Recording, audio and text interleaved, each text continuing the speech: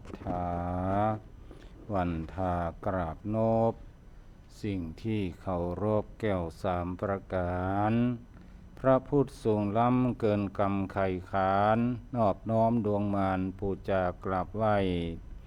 ส่วนว่าพระธรรมสูงส่งแต่ใส่บ่มีหยังจักได้เพียบตัน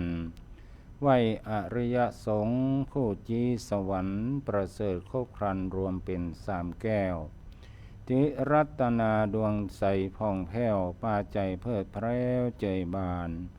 ลวดยกมือสาครูบาอาจารย์สังฆสมปานกู้ตนทั่วหน้าขอเจริญปอนพ่อลุงแม่ป้าสัทธาเอาอาพี่น้อง ที่ฟังรายการอยู่ในเต้ตองกู้หนแห่งห้องพาราคลื่น96 FM นี้นะขอเจิญหมุนมาฮับฟังกันได้ทุกจันทร์การพูดช่วงบ่ายนี้ใส่จักได้สาระดีๆได้ฟังธรรมะปาใจสุขีกำเมืองดีๆล้านนาแบบเบาล้านนาแบบเบา ขอนอบน้อมแด่พระรัตนตรัยขอถวายความเคารพพระมหาเถรานุเถระเจ้าคณะพระสังฆาธิการกู้ตนกู้องค์อันมีพระเดชพระคุณท่านเจ้าคุณพระธรรมเสนาบดีเจ้าคณะภาค7อธิบดีเสนาบดีแห่งอธิบดีแห่งกองทัพธรรมของคณะสงฆ์ภาค7ครูบาอาจารย์ท่านที่เคารพกู้ตนกู้องค์เจริญสุขเจริญปอนพ่อแม่ศรัทธาท่านสาธุชนพุทธบริษัททั้งหลายรายการอุจาภาษาธรรมกำเมืองล้านนาอาตมภาพพระครูเมธีสุตากรหรือพระมหาสมบัติชวนะเมธีเจ้าอาวาสวัดผาบองมังคลารามนามมงคลในเขตกำแพงเมืองจันในติดกับวัดประสิงห์หลวงได้นำรายการมาพบญาติโยมสาธุชนพุทธบริษัททั้งหลายดังเช่นเคยปะกันวันนี้ก็ตรงกับวันพุธญาติโยมสาธุชนทั้งหลายวันพุธที่24ธันวาคม2568 ท่านพระครูวัดนาตาลัวนาดอนใจได้ประพันธ์บทข้าวไว้ว่าสีเขียวงามตามารอดวันพุธอากาศบริสุทธิ์ฟ้าแจ้งเปล่งใสวันพุธม่วนล้ำมาสบายใจพอไปต่างใดเขียวงามตัวล่าคือกึดการไกก้าวไปต่างหน้าอย่าปล่อยเวลาล่วงโปนปัญหาตั้งหลายมากมายท่วมท้นเพื่อได้หลุดพ้นเร็วไววันพุธวันนี้สีเขียวสดใสพอไปตั้งใดม่วนใจแต่เจ้าม่วนใจแต่เจ้านะก็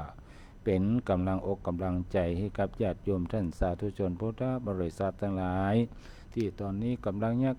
งานในช่วงบ่ายกันอยู่เนาะบอกว่าจะขับรถบนถนนก็ดีการตามไซต์งานต่างๆ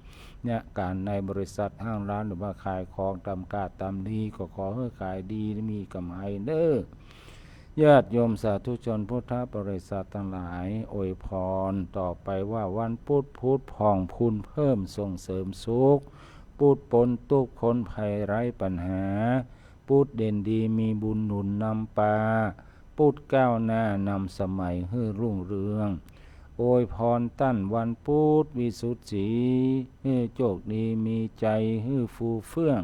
มีทรัพย์สินเงินทองให้นองเนืองหมายบ้านเมืองก็ขอให้มีสุขทุกการเทินเนาะอันนี้ก็เป็นบทกลอนของสำนักกลอนพอเพียงกลอนเมืองแกล้งนะกลอนเมืองแกล้งนำมาเป็นกำลังอกกำลังใจพ่อแม่ศรัทธาในวันนี้ญาติโยมสาธุชนพุทธบริษัททั้งหลายในการอุจาพระสาธรรมกับเมืองล้านนาก็จะนำสิ่งที่ดีมีประโยชน์เพราะว่าจะเป็นข้อคิดเพราะว่าจะเป็นธรรมะนำมาฝากให้ท่านทั้งหลายได้เป็นข้อคิดสะกิดใจนำไปพิจารณาประพฤติปฏิบัติในชีวิตประจำวันต่อไปก็อย่างน้อยๆก็ถือว่าอยู่กันเป็นกู้เป็นกิมพ่อแม่ศรัทธาเนาะโดยเฉพาะคนเฒ่าคนแก่ผู้ป่วยติดเตียงก็ดีก็เป็นกำลังใจซึ่งกันและกันเฮาต้องต่อสู้กันต่อไปเนอะท่านทั้งหลายคนเฮาเกิดมา ทำไมนะหลายคนถามตัวเก่าเกิดมาเนี่ยหยังเนี่ยเกิดมาเนี่ยหยังเกิดมาทำไมบางคนบอกว่าเกิดมาเพื่อใจกรรมโอ้กรรมมันยังบรรล้ำบรรเลือเนี่ยนะจะว่าถูกก็ถูกแต่บัดถูกแต่ญาติโยมทั้งหลายเกิดมาเพื่ออย่างต่อสู้ก็ต่อสู้ขนาดรถตั้งแต่น้อยนั่นแหละตั้งแต่เป็นหนุ่มตั้งแต่เรียนหนังสือทอดบเดียวนี่ต่อสู้ขนาดยังมาบรรลุเป้าหมายเตี้ยจะต่อสู้ไปเพื่ออย่างเนี่ยบางคนก็คิดว่าเกิดมาเพื่อการต่อสู้อย่างนั้นเนาะนะบางก็จริงๆแล้วนะอาตมาภาพก็ได้ไปศึกษาเราเรียนโดยเฉพาะท่านศาสตราจารย์แสงจันงามเพิ่นได้แนะนำสอนอาตมาภาพเพิ่นก็เอาความรู้จากที่เพิ่นได้ศึกษาเราเรียนมาขยายอาตมาภาพได้ฟังตอนเป็นนักศึกษาของมหามกุฏบอกว่าคนเฮานี่เกิดมาเพื่อการเรียนรู้ญาติโยมทั้งหลายคนเฮานี่จะต้องเรียนรู้อยู่ตลอดเวลาชีวิตของเฮาเนี่ยตั้งแต่น้อยตั้งแต่เรียนหนังสือก็ต้องเรียนกอไก่ขอไก่หรือว่าน้อยกว่านั้นเนาะก็ต้องศึกษาเรียนรู้เรื่องการใช้ชีวิตบอกว่าจะเป็นเหี่ยวเป็นฉี่เป็นทำนั่นทำนี่ห้องป่อห้องแม่อันนี้ก็จะต้องเรียนรู้กันตั้งแต่น้อยๆนะดัดมาก็เรียนกันรู้เรียนรู้การเป็นอยู่ในวัยละอ่อนในวัยเรียนในวัยนักศึกษาจะอยู่อย่างใดให้ปลอดภัยจะกินอาหารอย่างใดจะคบเพื่อนคบฝูงจะใดมันจะต้องมีการเรียนรู้อยู่ตลอดเวลาทั้งหลายแม้กระทั่งเฮามีอายุนักแล้วเนี่ยตอนนี้เป็นคนเฒ่าคนแก่แล้วเฮาก็จะต้องเรียนรู้ชีวิตของเฮาต่อไปเรียนรู้ว่าเขาจะใช้ชีวิตของเขาที่เหลืออยู่เนี่ยจะใดเขาจะใช้ชีวิตในแต่ละวันนี้เนี่ยหยังเนี่ยจะดูแลร่างกายให้มันสมบูรณ์แข็งแรงได้จะใดหรือว่าจะเนี่ยจะได้ให้การให้งานที่เขากำลังเนี่ยอยู่ประเดี๋ยวเนี่ยให้มันได้สำเร็จรุ่ร่วงให้มันได้ผลงานให้มันได้กำไรให้มีสตุ้งสตางค์นักให้โรคภัยไข้เจ็บมันหายไปจากร่างกายมันก็จะต้องมีการเรียนรู้อยู่ตลอดเวลาทั้งหลายแม้กระทั่งว่าเนี่ยจะได้ฮือสามีเฮาภรรยาเฮาลูกเฮาฮักเฮาหรือว่าเนี่ยจะได้ฮือครอบครัวของเฮานั้นมีความสมัครสมานสามัคคีกันเนี่ยเป็นต้นทั้งหลายจะต้องมีการเรียนรู้อยู่ตลอดเวลาเช่นนั้นนะเฮาเกิดมาเพื่อเรียนรู้ทั้งหลายเป็นคำตอบที่ถูกต้องเหลือเกินนะเราจะต้องเรียนรู้กันต่อไปจนกระทั่งนาทีสุดท้ายของชีวิตก่อนที่เราจะตายนั่นหลายคนก็พยายามที่จะทำใจให้เป็นสมาธิที่สุดที่ว่าถ้าหากว่าเราตายหรือว่าเราละโลกนี้ไปแล้วเราจะไปเกิดในชาติใหม่เนี่ยเราจะไปเกิดที่ดีเนี่ยเราจะต้องทำจิตทำใจจะได้นะเรียนรู้จึงถึงนาทีสุดท้ายบางคนก็บอกว่าพุทโธพุทโธบางคนก็สัมมาระหังสัมมาระหังก็พยายามที่จะบอกฮือเนี่ยสติสตังนี่มันลุดในขณะที่ใกล้เสียสิ้นชีวิตเป็นต้นทั้งหลายอันนี้แหละเราจะต้องเรียนรู้ตั้งแต่เกิดจนถึงตายนะทั้งหลายแม้กระทั่งคนที่ยังอยู่ก็ต้องเรียนรู้กับเฮาผู้ที่ได้เสียชีวิตไปแล้วก็เรียนรู้แถมว่าหลังจากที่เฮาตายไปแล้วเนี่ยเฮาจะไปอยู่ที่ไหนหนแห่งใดตามความเชื่อในทางพระพุทธศาสนานั้นก็มี2 ที่ 2 ทางนั่นแหละที่เฮาจะไปถ้าทำคุณงามความดีไว้นักก็ไปสู่ภพภูมิที่ดีเป็นเทวดาเป็นพระพรหมเป็นพระอินทร์เนาะหรือว่าเกิดมาเป็นมนุษย์อย่างเก่าจะเนาะถ้าว่าทำความชั่วไว้นักเกิดมาชาติหน้าอาจจะได้เป็นสัตว์เดรัจฉานอาจจะได้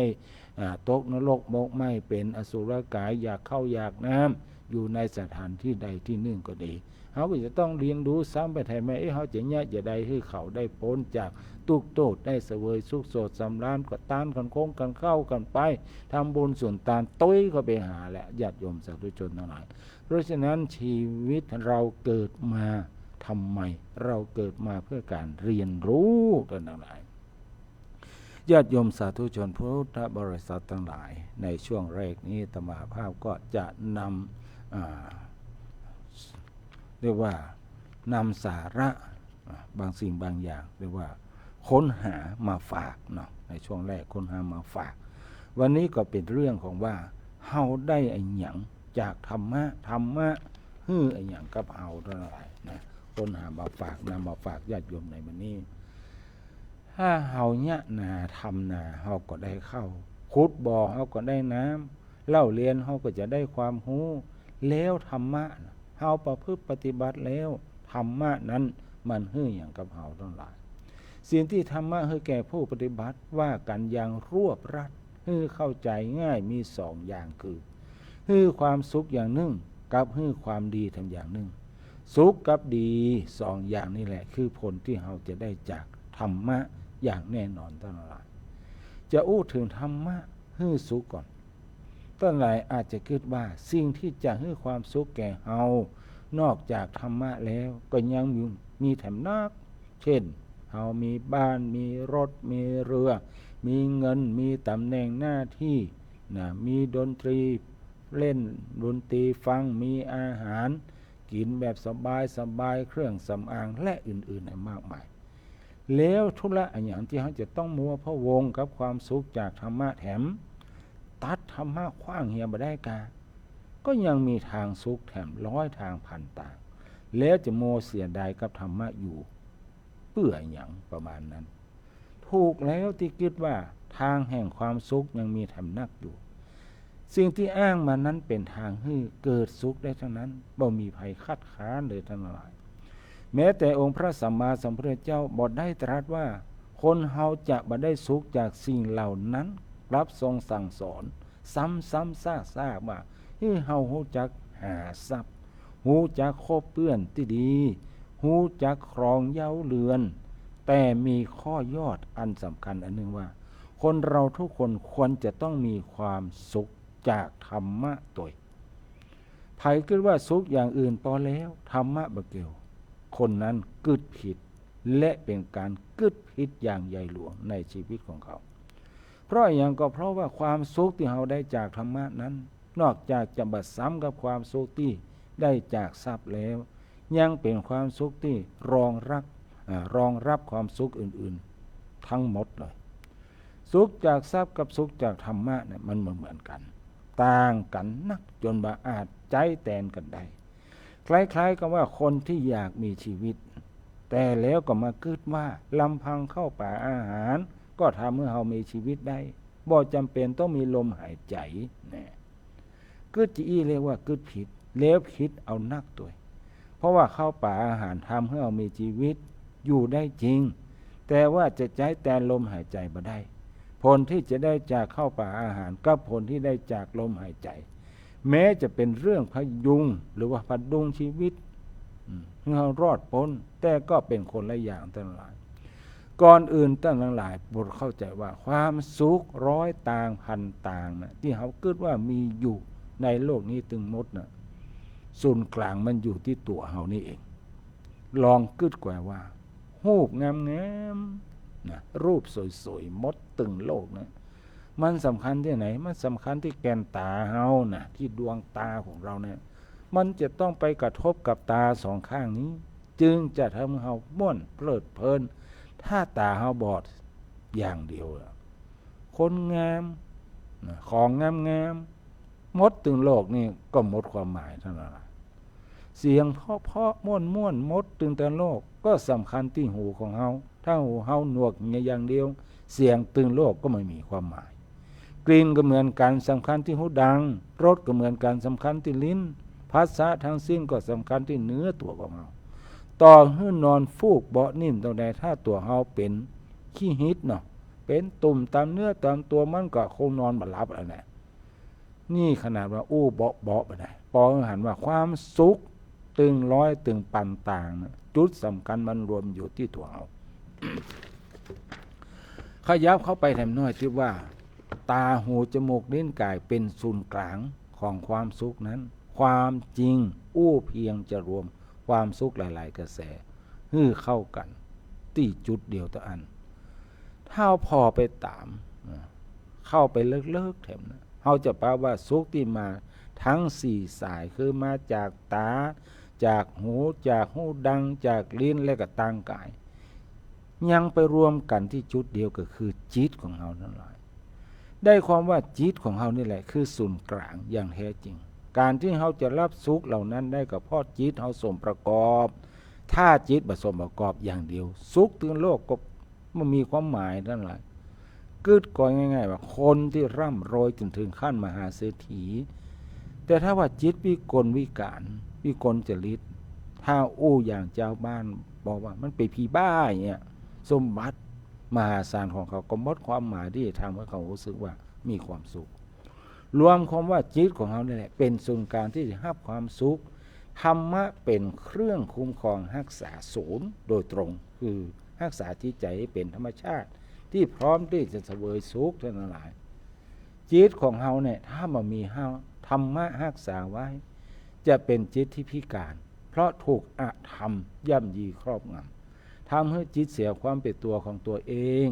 แล้วก็เสวยสุขบ่ได้เต็มความภาคภูมิเหมือนกับคนเป็นไข้นะรับประทานอาหารบะล้ำบะอร่อยถึงจะมีอาหารอย่างดีที่เคยชอบก็บ่เป็นรสเป็นชาติทีนี้คนไข้นั้นได้กินยาทำให้หายจากโรคครั้นหายโรคแล้วอาหารกลับอร่อยล้ำอย่างเก่าอย่างรสอร่อยที่เราได้มาเนี่ยจะได้มาจากอาหารก็ได้แต่ว่าจะได้มาจากยาก็ว่าได้เหมือนกันใจป่วยด้วยโรคกิเลสครอบงำหื้อเป็นทุกข์แม้มีสมบัติเงินทองก็เสวยสุขบ่ได้เต็มความภาคภูมิธรรมะเป็นยารักษาโรคก็คือกิเลสจากจิตทำให้ใจของเราหายพิการแล้วได้ความสุขความสุขได้นี้จะว่าได้จากธรรมะก็ว่าได้ ทำนองเดียวกับยาได้ให้รสอาหารนั่นเองต้านหูแล้วว่าใจก็ว่าความสุขที่ธรรมะเฮานั้นกับความสุขที่เงินได้จากเงินทองเฮานะมันบัดซ้ำกันและนอกจากบัดซ้ำกันแล้วเฮายังหันได้ถามว่าความสุขที่เฮาได้จากธรรมะนั้นเป็นแม่บทหรือเป็นที่รองรับความสุขอื่นๆได้ตึงหมดเลย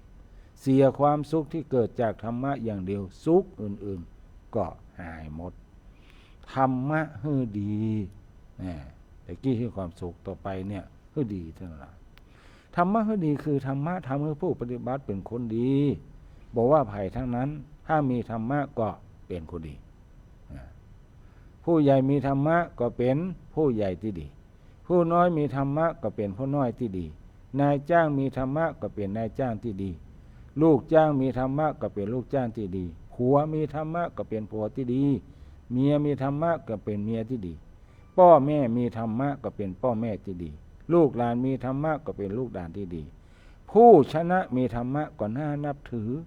ถึงผู้แพ้มีธรรมะก็ยังน่าเอ็นดูน่าหันใจอยู่เนี่ยท่านทั้งหลายรวมความว่าธรรมะเข้าที่ไหนเป็นดีทุกอย่างแม้ว่าคนที่เสียผู้เสียคนมาแล้วเช่นเคยเป็นโจรผู้ร้ายเนี่ยอย่างองคุลิมานเนี่ยท่านทั้งหลาย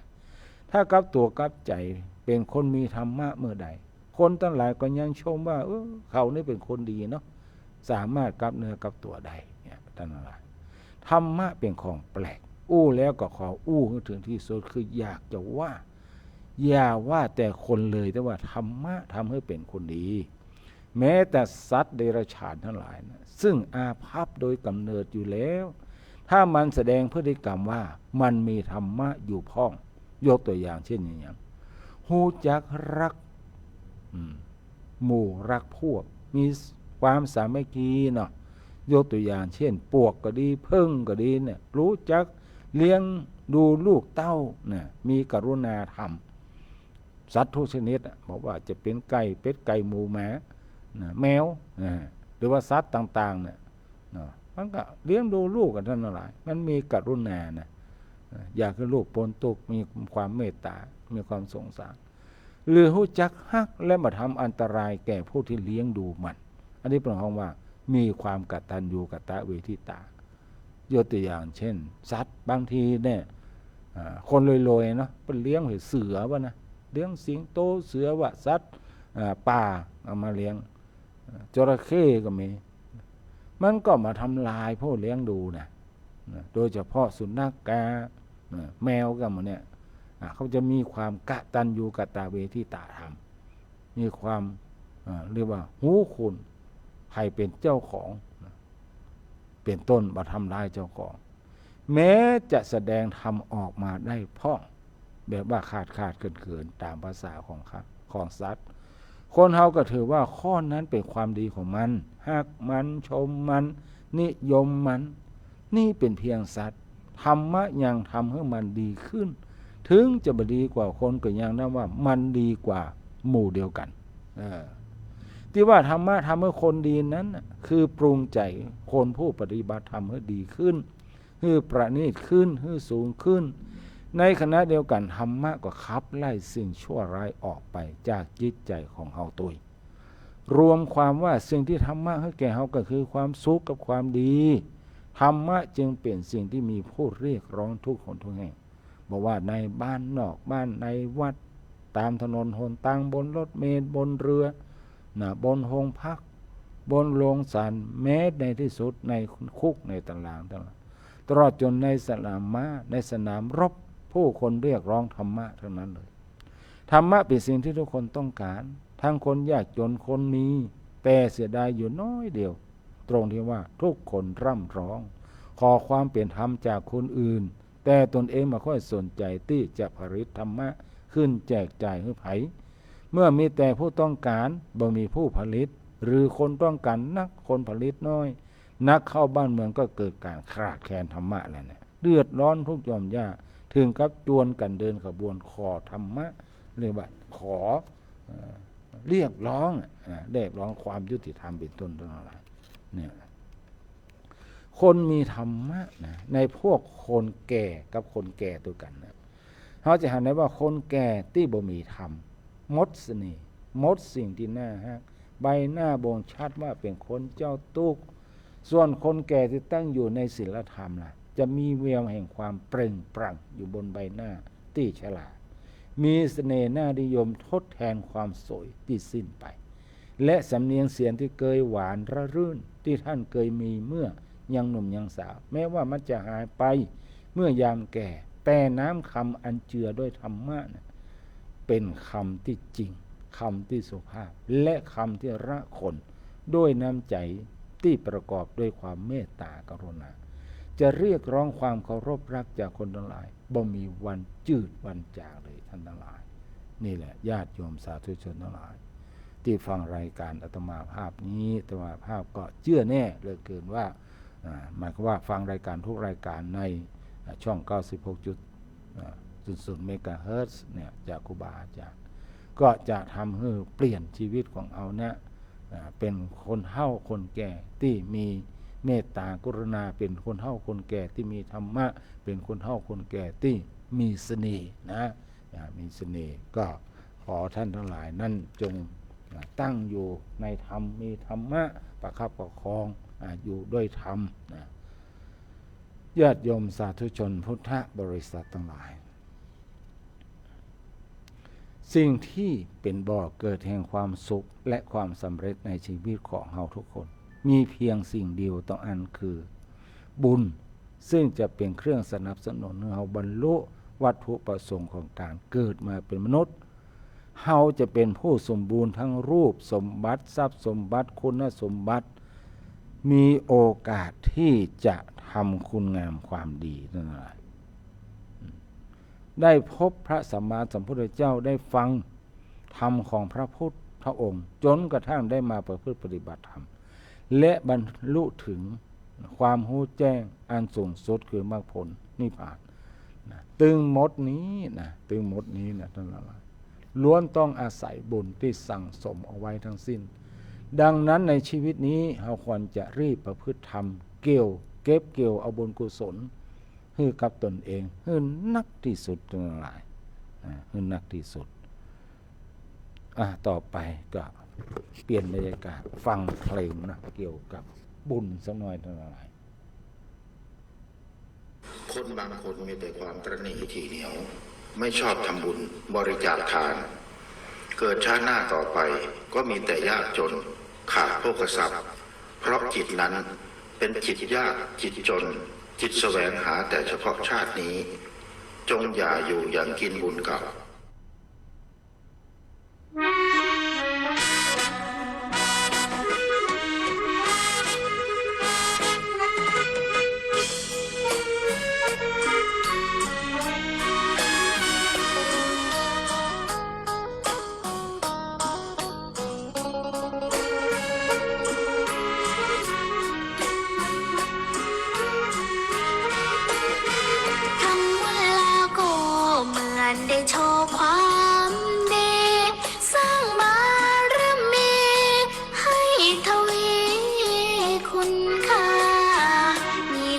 สุขสันต์ปัจจุบันทันตา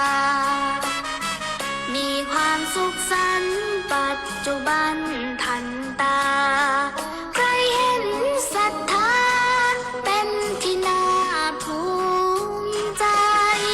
ทำบุญแล้วก็คนร่วมโมทนานางวิสาขาชนบูชากราบไหว้มีงานมงคลประชาชนเชิญไปมีงานมงคลประชาชน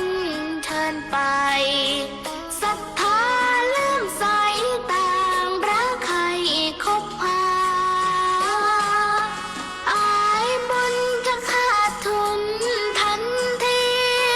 เกิดมาชาตินี้ทิ้งของที่มีค่ามิทำบุญไว้จะเสียใจภายหน้ามิทำบุญไว้จะเสียใจภายหน้าพบศาสนามิศรัทธาเลื่อมใสทำบุญแล้วก็อนุโมทนาเป็นเทวดาเป็นนางฟ้าสมใจเกิดบนสวรรค์วิมานนั้นวิไลเกิดบนสวรรค์วิมานนั้น เพลงทำบุญเลี้ยวโก้เนาะญาติโยมสาธุชนพุทธบริษัททั้งหลายนำมาฝากเป็นเพลงจากวัดทางสายจังหวัดประจวบคีรีขันธ์ก็เป็นมาว่าทุกสิ่งทุกอย่างเราต้องอาศัยบุญสั่งสมบุญเอาไว้นักๆนะในชีวิตของเราชีวิตของเราก็จะดีขึ้นพระสัมมาสัมพุทธเจ้าได้ตรัสไว้ในขุททกนิกายพิลาละโกสิยะจาดกว่ามัชเฉราจะปมาทาจะเอวังทานังนะทิยติปุญญังอากังคมาเนนะไทยยังโหติวิชานตาเป็นต้นแปลความว่าบุคคลฮื้อตานหมดได้ด้วยเหตุผลสองอย่างก็คือความตระหนี่1ประการที่สองความประมาทบัณฑิตผู้หูแจ้งเมื่อต้องการบุญพึงฮื้อทานโดยแท้คนผู้ตระหนี่กลัวความยากจนจึงบ่ได้ฮื้ออันหยังแก่ผู้ใดเลยความกลัวยากจนนี่แหละจะเป็นภัยแก่ผู้บ่ฮื้อคนตระหนี่ย่อมกลัวความอดอยากเข้าความกลัวนั่นแหละจะกลับมาถูกต้องคนผ่านทั้งในโลกนี้และโลกหน้าเพราะเหตุนั้นบัณฑิตพึงครอบงำมนทินกำจัดความตระหนี่เหียพึงฮื้อตานเตอะเพราะบุญย่อมเป็นที่เปิ้งของสัตว์ทั้งหลายในโลกหน้าพระสัมมาสัมพุทธเจ้าทุกๆพระองค์เมื่อจะสร้างบารมีพระองค์จะคำนึงถึงตานะบารมีก่อนเป็นเบื้องต้นเพราะตานะบารมีนั้นจะส่งผลให้มีโภคทรัพย์สมบัติอำนวยความสะดวกสบายให้เราได้สร้างบารมีอย่างอื่นยิ่งขึ้นไปจนกระทั่งบารมี30 ทัศเต็มเปี่ยมจะเป็นเครื่องสนับสนุนให้เราได้บรรลุมรรคผลนิพพานหลวงปู่วัดปากน้ำภาษีเจริญท่านเคยสอนเอาไว้เสมอว่าตานะบารมีนี้อย่าได้ขาดถ้าหากขาดตานะบารมีก็จะสร้างบารมีอย่างอื่นมันก็บ่สะดวกตัวท่านเองก็ได้สร้างบารมีมาตั้งแต่บวชเมื่อบวชใหม่ๆนะท่านได้เล่าไว้ว่าท่านได้ออกบิณฑบาตท่านขาดแคลนเกี่ยวกับเรื่องอาหารหวานข้าวบ่ค่อยมีคนมาตักบาตรกับท่านแต่ท่านก็ยังออกบิณฑบาตไปตามปกติถึง3 วันในวันที่3ก็ได้เข้ามาปั้นนึ่งทั้งหลายพร้อมกล้วยแถมแกนนึ่งปีกมาแล้วก็ตั้งใจที่จะลงมือคบฉันเมื่อเรือไปหันหมาเนาะสุนัขแม่ลูกอ่อนพร้อมโซตั้งแต่คิดในใจว่ามันคงหิวเช่นเดียวกับเฮาที่กำลังหิวจึงแบ่งปันอาหารที่ได้มาในวันนั้นอย่างละเกิงคือเข้าไปเกิงปั้นกล้วยเกิงแก่นแล้วท่านก็อธิษฐานจิตในวันนี้เฮาก็ถึงที่สุดแห่งความหิวสุนัขแม่ลูกอ่อนก็ถึงที่สุดแห่งความหิวที่สุดต่อที่สุดมาปะกันเฮาจะได้สร้างมหาทานบารมีขออนุภาพแห่งมหาทานบารมีนี้จงอย่าได้อดอยากยากจนแถม อีกต่อไปนะเพิ่นอธิษฐานไว้อย่างนี้แหละท่านทั้งหลายและโดยอานุภาพแห่งมหาทานนะบารมีในคราวนั้นเพียงแค่เข้าเกิงปั้นนะกับก้อยทำเกิงหน่อยทำให้ตั้นสมบูรณ์ไปด้วยปัจจัยสี่ได้บำรุงเลี้ยงพระภิกษุสามเณรถึงวันละ500 รูปเป็นเวลาหลาย10 ปีจนกระทั่งตลอดชีวิตของท่านเพราะฉะนั้นท่านจึงย้ำบ่อยๆว่าจะทำบารมีอันอย่างก็ตามแต่อย่าขาดตานะบารมีเพราะตานะบารมีเนี้ยจะเป็นเครื่องสนับสนุนให้เราสร้างบารมีอย่างอื่นได้อย่างสะดวกสบายในสมัยพุทธกาลครั้งหนึ่งพระผู้มีพระภาคเจ้าเสด็จไปกับพระอานนท์ทรงจี้หันละอ่อนขอตาลคนหนึ่งและตรัสกับพระอานนท์ว่าละอ่อนขอตาลคนนี้มีร่างกายอัปลักษณ์ผอมโซน่าเกลียดเหมือนปีศาจคลุกฝุ่นนั่นคืออานันทเศรษฐีในภพชาติก่อนที่มีทรัพย์สมบัติมากมายแต่เป็นคนตระหนี่ได้สั่งห้ามบุตรหลานทุกคนบ่ให้บริจาคทานได้ห่วงแหนทรัพย์เอาไว้เพราะกลัวทรัพย์จะขาดไปหมดและให้ฝังทรัพย์ไว้5 ที่ 5 แห่งเมื่อละโลกไปแล้วความตระหนี่ที่เข้าไปครอบงำอยู่ในจิตใจมันก็ห่อหุ้มหันจำความหันความกึดความหู้อยู่ในต่างกายละเอียดของอนันทะนะเศรษฐีจึงดึงดูดให้เขามาเกิดในตระกูลคนจันทานฐานะยากจนหาเลี้ยงชีพด้วยการขอทานเมื่ออยู่ในครรภ์มารดาก็ทำให้มารดาเดือดร้อนบอกว่าจะไปขอทานที่ไหนก็ขอมาได้เมื่อคลอดออกมาวันไหนที่พ่อแม่พาไปขอทานตัววันนั้นก็ขอมาได้แถมจากเดิมที่จนอยู่แล้วกระแสความตระหนี่ของลูกยิ่งส่งผลให้เป็นคนยากจนนักก็ไปแถมได้แล้วพ่อแม่จึงปรึกษากันมาเนี่ยอย่างแต่ก่อนเฮาขอทานได้บอกว่าจะผ่านไปทางใดก็มีคนเมตตาสงสารให้อาหารมายังชีพแต่เมื่อลูกเฮาคนนี้เกิดมาไปที่ไหนก็อัดตะคัดตลอดเวลาแต่ก็ยังอดเลี้ยงดูลูกเลยมาจนกระทั่งเติบโตสามารถที่จะช่วยเหลือตัวเองได้จึงได้แยกทางออกไปขอทานเลี้ยงชีพด้วยตนเองลูกก็เลยต้องตะเกียกตะกายไปขอทานเลี้ยงชีพแม้จะไปทางไหนก็ตามบ่ค่อยได้อาหารเพราะกระแสแห่งความตระหนี่ที่ซ้อนอยู่ในทางกายนั้นผลักดันสมบัติและดึงดูดวิบัติเข้าหาตัวอยู่ตลอดเวลากระแสแห่งความตระหนี่นี้ถ้าพอไปตรงกลางโดยธรรมะจะสู้เขาจะว่าเป็นดวงสีดำเรียกว่ากันหะธรรมเป็นธรรมดำที่ครอบงำอยู่ครอบงำบังคับในการหันในการจำในการกึดในการโอ้นั่นเพื่อเกิดความหวงแหนทรัพย์สมบัติเสียดายทรัพย์และให้เกิดความโลภมันบังคับกันอยู่ในตัวในจิตในใจซึ่งจะดึงดูดความวิบัติเข้าและพลักสมบัติออกไปภายมีความตระหนี่ก็จะเป็นจะอี้แหละเมื่อลูกขอทานอดีตอนันทเศรษฐีจะเกียรติกายช่วยเหลือตัวเองไปจนถึงบ้านเก่าของตัวเกิดระลึกชาติได้ว่าเฮาเคยเป็นเศรษฐีมาก่อนหานลานชายกำลังเตียวเล่นอยู่ก็จำเรื่องราวได้ในอดีตของตัวได้อย่างแม่นยำตรงนี้เป็นสิ่งที่น่าคิดว่าสมบัติพลัดกันชม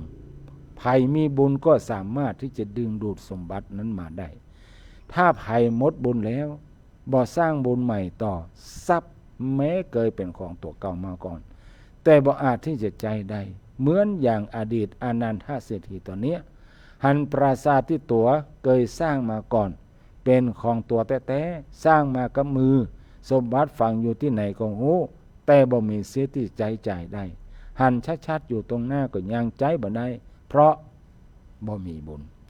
ในที่สุดก็เตียวเข้าไปในบ้านนั้นลานชายของตัวเองแต่เมื่อหันเด็กขอทานหน้าตาอัปลักษณ์เหมือนปีศาจคุกฝุ่นนะเปื้อนฝุ่นน่าเกลียดน่ากลัวก็ให้กันนะล่นไปบอกพ่อบอกแม่นะคือพ่อแม่คือมูลสิริเศรษฐี ก็ซึ่งก็เป็นลูกชายของอนันทเศรษฐีนั่นแหละ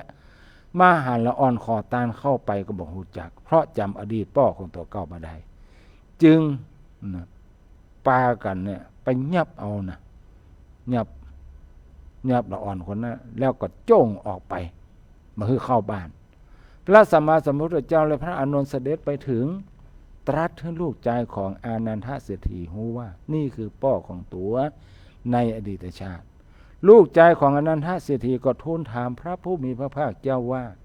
ข้าพระองค์จะทราบได้อย่างไรจะรู้ได้อย่างไรพระบรมศาสดาตรัสว่าเขาจำที่ฝังสมบัติได้ในที่สุดก็ปาไปจี้ที่ฝังสมบัติถูกต้องทุกอย่างทั้งหลายเพราะฉะนั้นความตนีบ่ดีเลยเพราะจะทำให้เรามาเกิดในตระกูลที่ยากจนเข็ญใจ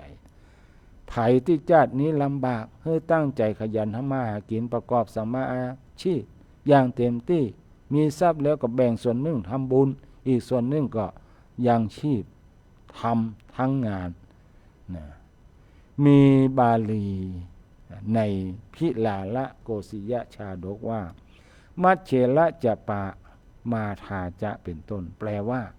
เพราะความตนีและความประมาทคนเฮาจึงฮื้อตานบ่ได้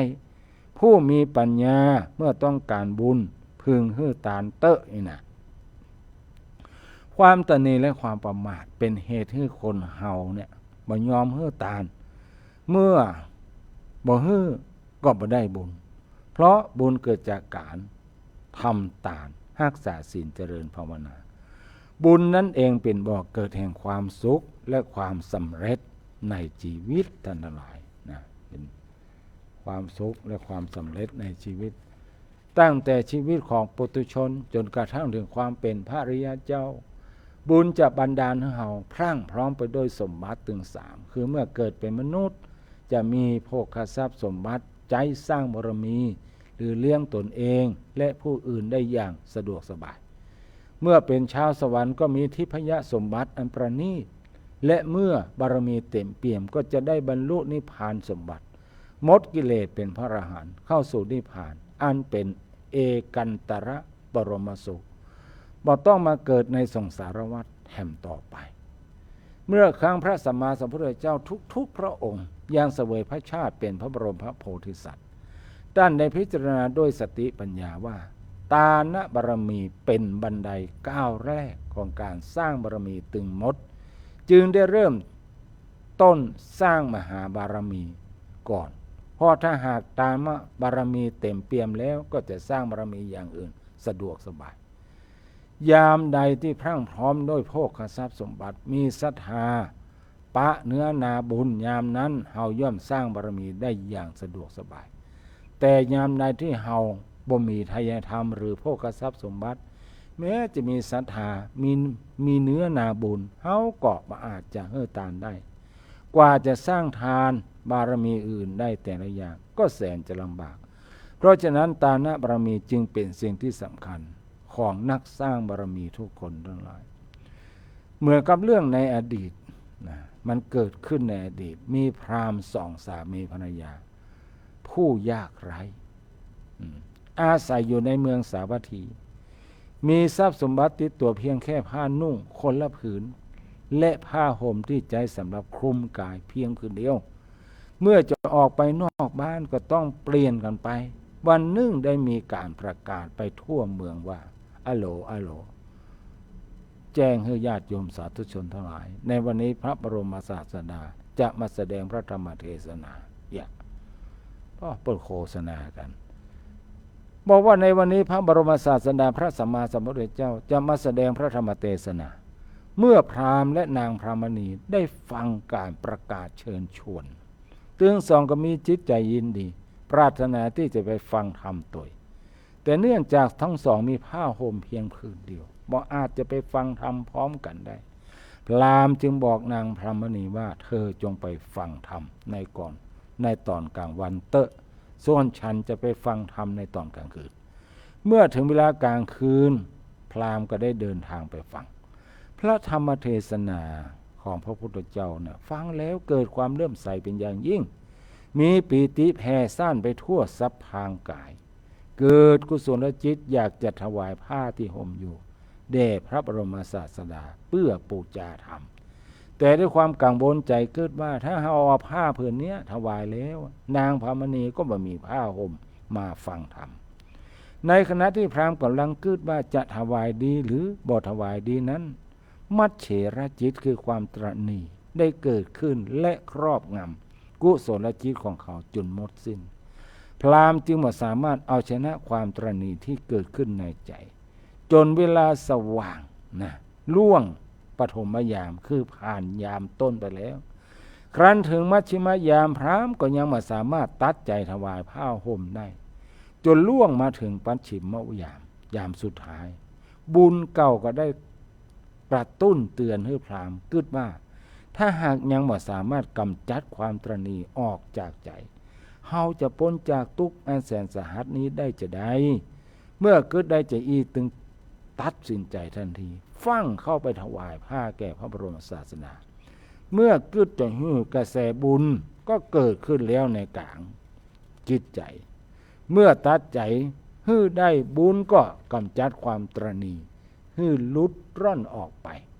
ใจของพระก็ขยายกว้างออกไปอย่างไม่มีประมาณเต็มเปี่ยมไปด้วยความสุขความเบิกบาน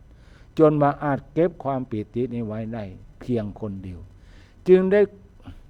กล่าวถ้อยคำอันเป็นมงคลดังก้องไปทั่วธรรมสภาว่าชิตังเมชิตังเมชิตังเมแปลว่าอย่างนั้นแปลว่าเราชนะแล้วเราชนะแล้วเราชนะแล้วพระเจ้าประเสริฐที่โกศลซึ่งฟังธรรมอยู่ในที่หั้นได้สดับเสียงนั้นตรัสบอกให้ราชบุรุษไปถามว่าพราหมณ์มันชนะอันหยังพราหมณ์ตอบว่าเราชนะใจของตนเองเพราะได้พยายามตัดใจถวายตานถึง3 ครั้งในครั้งสุดท้ายนี้เราเอาชนะความตนีได้พระราชาก็กึดว่าพราหมณ์คนนี้ทำสิ่งที่คนทั่วไปทำได้โดยยากจึงเกิดความเลื่อมใสกระแสบุญจากใจของพราหมณ์ได้แผ่ไปสู่ใจของพระราชาทำให้พระองค์ทรงเกิดความเมตตาอยากได้บุญใหญ่กับพราหมณ์ตยพระราชาทรงพระราชทานผ้าสาดกเนื้อดี1 กู้แก่พราหมณ์เมื่อพราหมณ์ได้รับแล้วก็เก็บไว้บ่ได้เก็บไว้เองได้น้อมถวายผ้ากู้นั้นแก่พระบรมศาสดาพระราชาทอดพระเนตรหันจึงเกิดความปิติแถมนำผ้ามาให้พราหมณ์แถม2 กู้เป็น4 กู้8 กู้16 กู้ตามลำดับพราหมณ์ก็ได้นำผ้าเหล่านั้นถึงมดน้อมถวายเพื่อปูจาธรรมแด่พระพุทธองค์ด้วยความใจใหญ่ของพราหมณ์พระราชาจึงรับสั่งราชบุรุษนำผ้ากำพลชั้นเยี่ยม2 ผืนมาปูจาธรรมแก่พราหมณ์เมื่อพราหมณ์ได้รับผ้ากำพลอันเยี่ยมมาแล้วก็เกิดว่าผ้ากำพลทั้ง2 ผืนนี้เป็นของสูงคนเช่นเฮาบ่อาจนำมาใจได้จึงได้นำผ้ากำพลผืนนึงไปขึงเป็นเพดานณที่บรรทมในพระคันธกุฎีของพระบรมศาสดาส่วนแถมผืนนึงก็นำไปขึงเป็นเพดานในที่ชันของพระภิกษุสงฆ์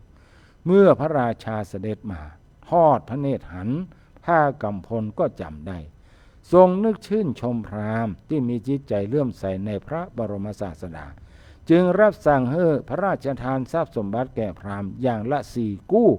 คือจ้าง4 เจือกม้า4 ตัวกหาปณะ4 ปัน4 ปันกหาปณะสตังค์นะบุรุษ4 กู้สตรี4 กู้ทาส4 กู้และบ้านซอยแถม4 ตำบลเรื่องนี้จึงเป็นที่กล่าวขานของมหาชนในธรรมสภาพระบรมศาสดาตรัสบอกแก่มหาชนว่าเหตุที่พราหมณ์ได้สมบัติถึงเพียงนี้เพราะเขาได้ทำบุญถูกทักกินัยบุคคลพระองค์ตรัสต่อไปถามว่าถ้าพราหมณ์ตัดสินใจถวายผ้าผืนนี้ในปฐมยามเขาจะได้ทรัพย์สมบัติอย่างละ16 กู้ถ้าถวายในมัชฌิมยามเขาจะได้ทรัพย์สมบัติอย่างละ8 กู้แต่เพราะพราหมณ์เอาชนะความตนีในปัจฉิมยามใกล้ฟ้าสางจึงได้ทรัพย์สมบัติเพียงแค่อย่างละ4 กู้ต้องอั้นดังนั้นเมื่อเกิดกุศลจิตศรัทธาก็ขอให้ฟังทำบุญแบบตุริตังสีฆะสีคังนั่น ตุริตะตุริตังนี่แปลว่าหยังสีฆะสีครั้งเนี่ยเพิ่นแปลว่าโวยๆนะเร็วๆไวๆ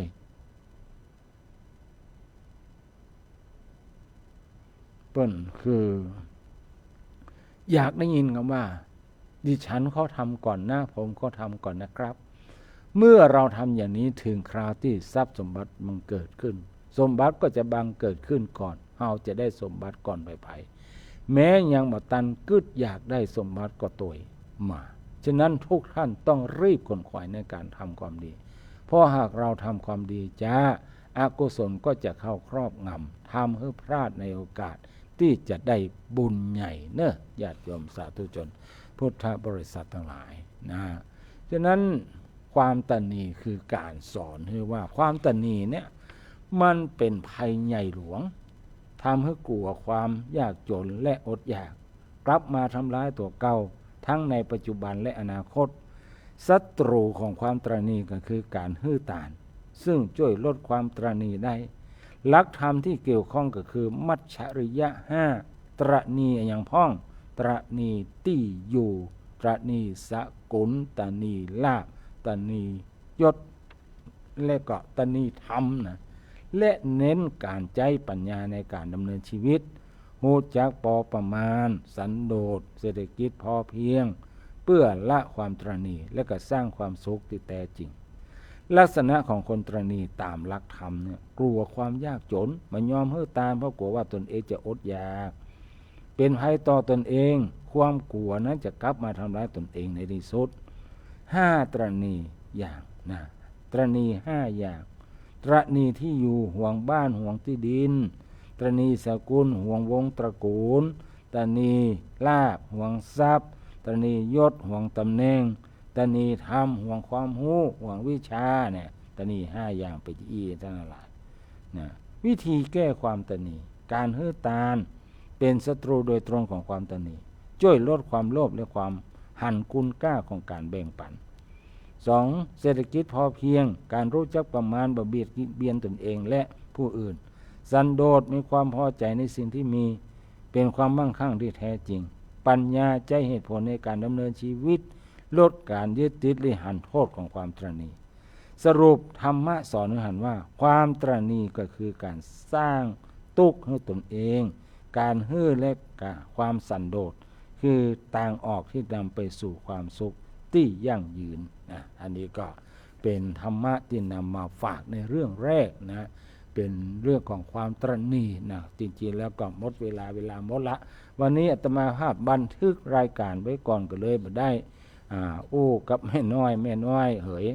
วันนี้สุมาอภัยตัวเนาะบันทึกรายการเอาไว้เพราะว่ามีธุระจะได้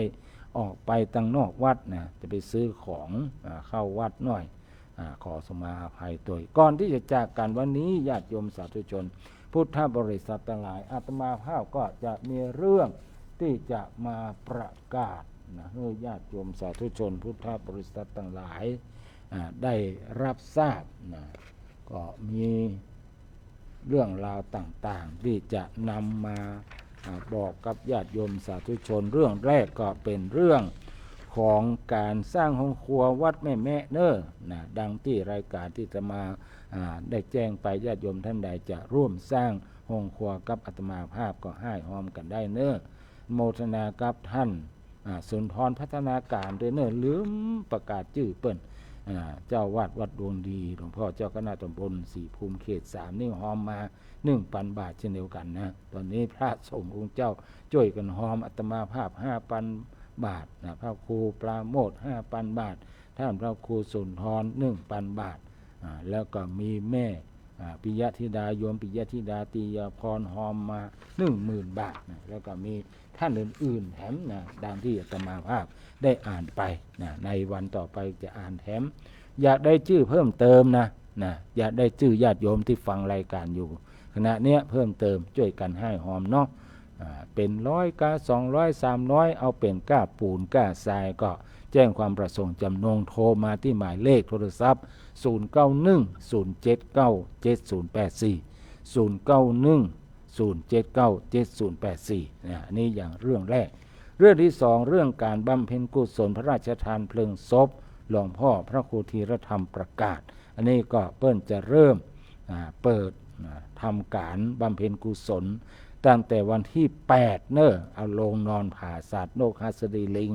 ในวันที่8เป็นต้นไป8 9 10 11นะ11เป็นวันพระราชทานเพลิงวันอื่นๆก็เป็นการวันทำบุญประจำวันในรอบค่ำยามคืนก็มีการแสดงพระธรรมเทศนาและสวดพระธรรมในการนี้ก็จะมีคนมาร่วมจำนวนมากมายทั้งหลายนั่งประกาศเชิญชวนท่านหลายได้มาร่วมกันตั้งโฮงตาลตั้งโฮงตาลเข้าปลาอาหารหรือร่วมบริจาคเป็นเจ้าภาพปัจจัยที่จะถวายแด่พระสงฆ์แจ้งความประสงค์จำลงที่ท่านอาจารย์แดงท่านอินทร์สุชาโตเจ้าอาวาสหรือว่าท่านวิราชาติผู้ช่วยเจ้าวาดหรือว่าแจ้งผ่านอาตมาภาพประกาศหรือว่าให้หอมผ่านอาตมาภาพก็ได้อนุโมทนากับโยมปิยธิดาติยาพรตัวนี้เปิ้นก็หอมน้ำมา100 แพ็คเนาะอาตมาภาพเก็บไว้อยู่เนี่ยก็เดี๋ยวจะได้เอาไปร่วมนะว่าอยู่ใกล้กันนี่เองเนาะติดกันถึงวัดผาบองนี่เองอันนี้แล้วก็มีจริงๆแล้วมีรายการอื่นแถมเนาะแต่ว่าตอนนี้ยังมีเวลาแถมน้อยหนึ่งนะจำได้ว่าตะกี้มันเริ่มที่เลข10กันเหลืออยู่ประมาณสัก 2-3 นาทีก็ขอประกาศเกี่ยวกับว่าวัดอะไรอย่างเนี้ยเอาวัด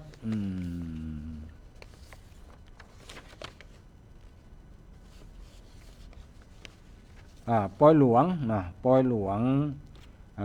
วัดป่าแดดนะวัดป่าแดดตำบลป่าแดดอำเภอเมืองจังหวัดเชียงใหม่โดยท่านอาจารย์ท่านพระครูภาวนาวชิรธรรมวิปัสสนาเปิ้นได้ประกาศเชิญชวนว่าเปิ้นได้สร้าง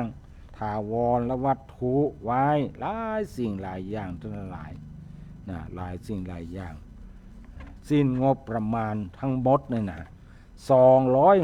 206 ล้านนะ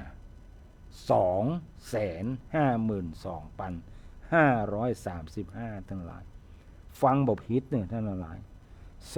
206 ล้านนะวัดป่าแดดตำบลป่าแดดเนี่ยนะอำเภอเมืองเชียงใหม่เพื่อจะมีปอยหลวงฉลองเสนาสนะหลายสิ่งหลายอย่างด้วยกันตั้งแต่วันที่22ถึงวันที่25 มกราคมเด้อแล้วก็ในวันที่22เช่นเดียวกันอันนี้22อันนี้ผ่านไปเดี๋ยวกันเนี่ย22แล้วก็วันที่22อันนี้อันเดียวกันเนาะมันมีไหนแถมมันมีอะไรแถมอันเหมือนกับว่าวันที่22แล้วเป็นวันที่25เนี่ยญาติโยมทั้งหลายวัดบวกโคกหลวงตำบลต้าศาลาอำเภอเมืองจังหวัดเชียงใหม่เพื่อนก็จะทำบุญบำเพ็ญกุศลศพพระครูสุมงคลรัตน์หรือตุลุงแดงตุวิแดงสุธรรมโมอายุ94 ปีพรรษา50อดีตเจ้าวาดวัดบวกโคกหลวงวันอาทิตย์ที่25 มกราคม25 มกราคมแล้วก็มีที่วัดเจียงแสนเนี่ยวัดเจียงแสนตำบลหนองพึ่งอำเภอสารพีจังหวัดเชียงใหม่อันนี้เพิ่นก็จะมีปอยหลวงฉลองถาวรวัตถุและเสนาสนะต่างๆซึ่งได้ใจงบประมาณไป8,435,848 บาทถ้วนอันนี้เปิ้นก็จะได้ปอยหลวงวันที่4ถึงวันที่8 กุมภาพันธ์พุ่นเปิ้นมีใบนิมนต์มาอาตมาภาพก็ถือโอกาสได้ประกาศเชิญชวนบอกบุญญาติโยมไปร่วมงานกันโดยทั่วกัน